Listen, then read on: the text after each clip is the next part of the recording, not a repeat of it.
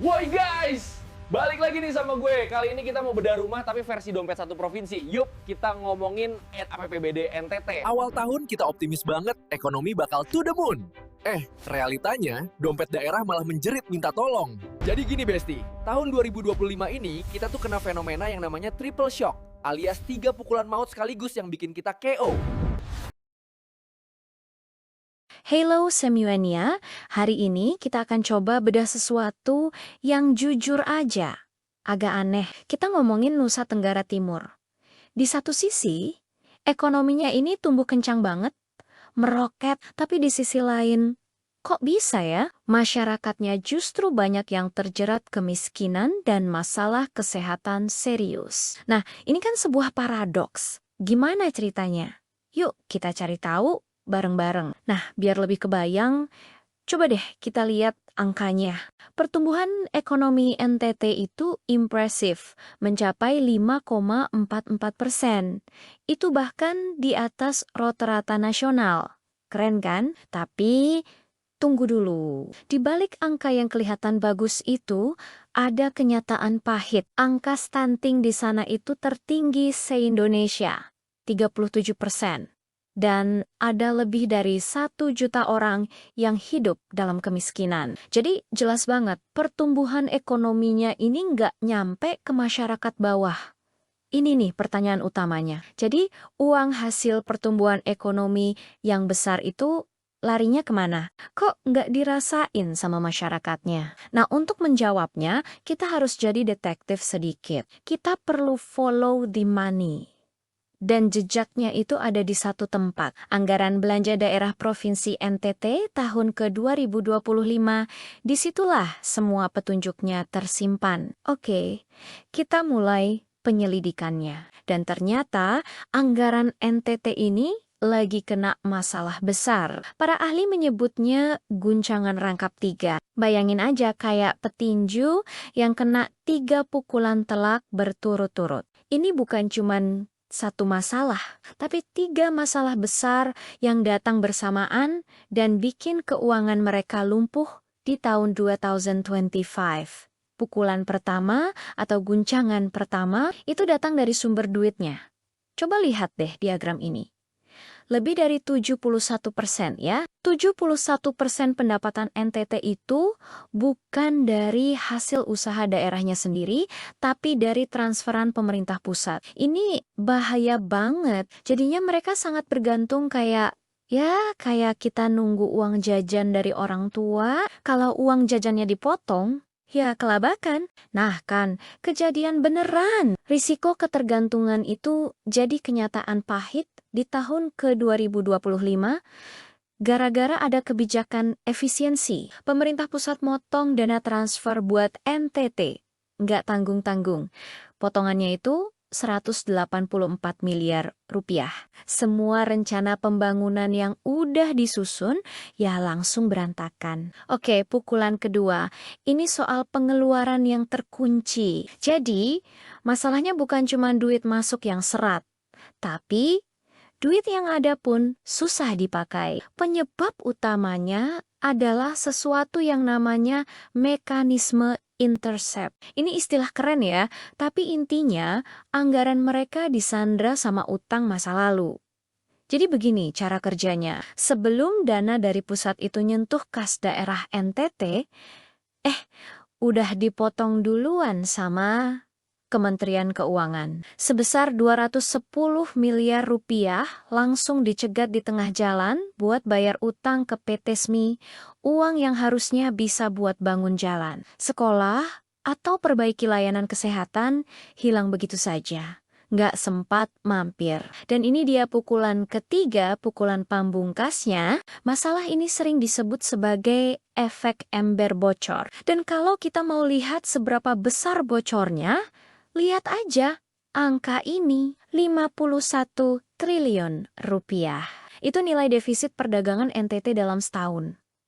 Gede banget kan? Maksudnya ember bocor itu apa sih? Gini, bayangin aja. Ekonomi NTT itu kayak ember. Duit masuk ke ember itu misalnya dari gaji pegawai atau dana proyek pemerintah. Tapi sayangnya embernya ini bocor parah.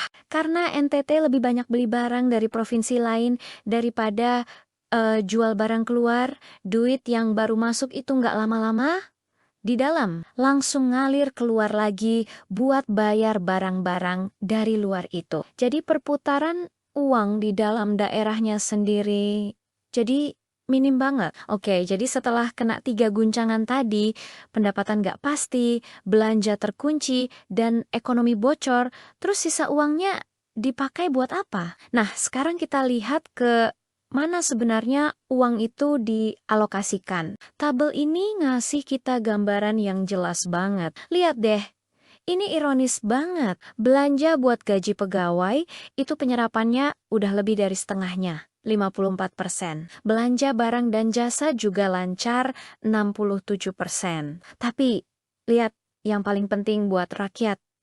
Belanja modal. Ini buat bangun infrastruktur kayak jalan, jembatan, gedung. Penyerapan anggarannya cuma 27%. Jomplang banget kan? Ini nunjukin ada masalah besar di eksekusi proyek. Akibatnya apa? Nah, ini dia. Ada sisa anggaran yang nggak kepake. Jumlahnya fantastis. 2,1 triliun rupiah. Istilahnya tuh silpe. Tapi jangan salah ya.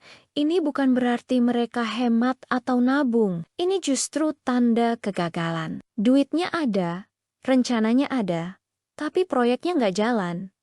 Uangnya jadi nganggur di kas daerah. Frustrasi ini nggak cuman kita yang ngerasain. Para pimpinan di daerah pun sama. Dengerin aja nih kutipan dari Ibu Emilia Nomeleni, Ketua DPRD NTT. Beliau menyoroti rencana pemerintah provinsi yang mau jual aset daerah. Kata beliau, aset seperti tanah itu nilainya bakal terus naik. Harusnya dioptimalkan, dikelola, bukan malah diobral. Ini nunjukin ada kepanikan. Dan mungkin pengambilan keputusan yang kurang strategis. Nah, di tengah semua krisis ini, Pemprov NTT nggak tinggal diam. Mereka datang dengan sebuah rencana untuk tahun ke-2026, dan rencana ini bisa dibilang songgot-songgot beroni, mungkin malah kedengaran agak gila. Ini adalah sebuah pertaruhan besar. Jadi, apa pertaruhannya? Intinya ada di sini. Mereka mau menaikkan pendapatan asli daerah atau PID. PID ini adalah pendapatan yang murni dihasilkan dari dalam provinsi itu sendiri, bukan dari transfer pusat dan targetnya. Gila, mereka mau naikin PET jadi 2,8 triliun rupiah. Coba bandingin sama realisasi tahan-tahan sebelumnya yang cuma sekitar 1,2 sampai 1,4 triliun. Ini artinya mereka mau melipat gandakan pendapatan dalam setahun. Lompatan yang luar biasa besar. Betul sekali. Tapi, ini peningkatannya 133% dari proyeksi pendapatan tahun ke-2025. Ini bukan cuma naikin target biasa, ini seperti mengubah total cara mainnya. Mereka sendiri menyebutnya sebagai sebuah permainan baru untuk bisa punya ruang gerak fiskal, supaya nggak terus-terusan bergantung sama pusat. Tentu saja, pertanyaan terbesarnya sekarang adalah, apa ini realistis? Bisa nggak sih target segila ini tercapai?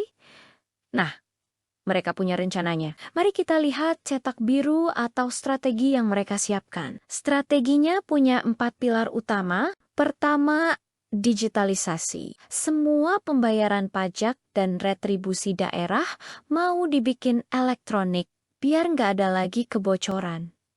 Kedua, monetisasi. Aset-aset pemerintah yang selama ini tidur atau nganggur mau diaudit dan dikelola, misalnya disewakan atau dikerjasamakan, bukan dijual. Ketiga, lokalisasi. Ini buat nambal ember bocor tadi. Semua instansi pemerintah diwajibkan belanja produk-produk lokal lewat program kayak NTT Mart. Dan keempat, optimalisasi. BUMD atau perusahaan milik daerah yang selama ini seringnya rugi, mau dibenahi total biar bisa profesional dan nyumbang pendapatan. Jadi kalau kita rangkum rencana 2026 ini, benar-benar jawaban langsung dari semua masalah di tahun ke-2025. Ada masalah pendapatan lokal yang bocor? Solusinya digitalisasi. Belanja lebih banyak buat birokrasi, solusinya penghematan dan fokus ke infrastruktur. Ekonomi ember bocor, solusinya wajib belanja produk lokal. Utang yang mencekik, solusinya alokasi prioritas yang jelas buat bayar utang. Setiap kelemahan coba diubah jadi kekuatan. Dan kita pun kembali ke pertanyaan awal kita. Di satu sisi, ini bisa jadi sebuah langkah jenius yang akhirnya bisa menerjemahkan angka pertumbuhan. Ekonomi jadi kesejahteraan nyata buat masyarakat. Tapi di sisi lain, ini juga bisa jadi mimpi yang terlalu muluk. Sebuah pertaruhan yang kalau gagal, justru bisa menjerumuskan NTT ke masalah keuangan yang lebih dalam lagi. Taruhannya, nasib jutaan orang. Apakah ini akan jadi kunci kemakmuran? Apa justru pertaruhan yang terlalu berisiko? Kita lihat saja nanti.